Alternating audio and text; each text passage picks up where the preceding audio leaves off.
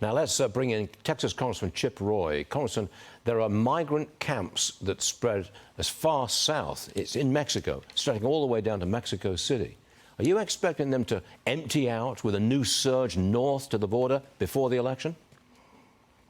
Well, there certainly are camps that are springing up all throughout Mexico City, as you point out. But this is what happens when you have basically a neon sign put on your border that says, come on in, no matter what. And that's what the Kamala Harris, Joe Biden, Alejandro Mayorkas regime is doing. I'm actually in Aurora, Colorado right now. We're going to have a panel at noon with Lauren Boebert and with John Prebiacore, who's a former ICE director running for Congress. And we're going to be pointing out what's been happening right on the ground here in Aurora. Bill's been doing great reporting on it. And a lot of Democrats want to hide behind it. Go, they haven't taken over any apartment. Like, we've got folks here on the ground, the local news stations, radio stations. Jeff Hunt, I'm in their station right now, having done radio this morning, who are on the ground talking to folks there in the apartment complex. Yes, there are gangs here. Yes, they are dangerous. You had the 4 that were arrested that Bill just talked about.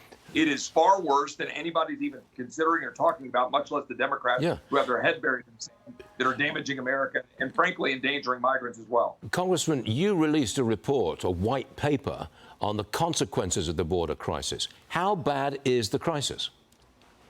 Yeah, it's far worse than you even think. And it really is hard to believe that because, Stuart, you've been great. Bill's been great putting all these facts out there. But when you look at it in totality, my staff put it together because I was tired. I couldn't keep up with it all.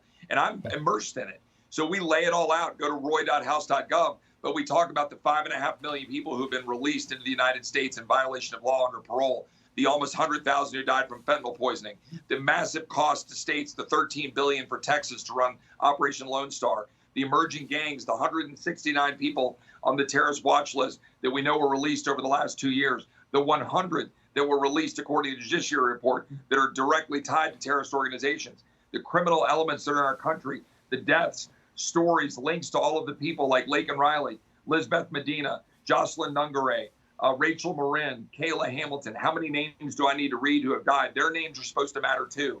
So we're in Aurora. I live it every day in Texas. Unfortunately, every state is indeed now a border state. I hate that tagline, but it's now increasingly true. Americans are suffering, and we've got to stop it because these gangs are coming to a city near you.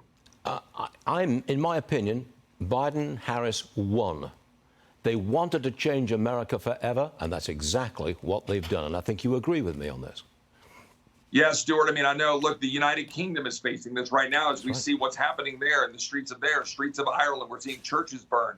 This is a purposeful assault on Western civilization. Kamala Harris supports it. She's a Marxist. Everybody needs to know that. We need transformative elections in November, or you're going to lose your country. Congressman Chip Roy, thanks for joining us, sir. Always appreciate it. Thank you. Have a great weekend, sir. Thank you.